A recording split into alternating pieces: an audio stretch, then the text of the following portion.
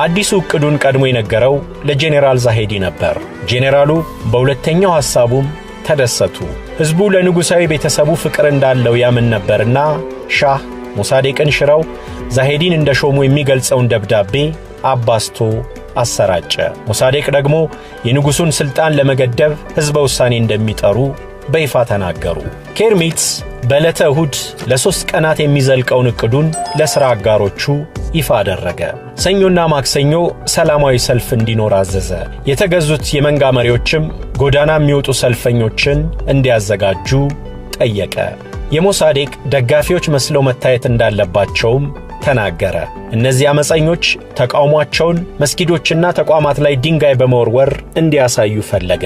እነሱን የሚቃወሙ ሌሎች ሰልፈኞች ደግሞ ወደ ጎዳና እንዲወጡ። ታዲያ ታማኝ ወታደራዊ ሹሞች በተጠንቀቅ እንዲቆሙ እያንዳንዱን ዝርዝር አስረዳ።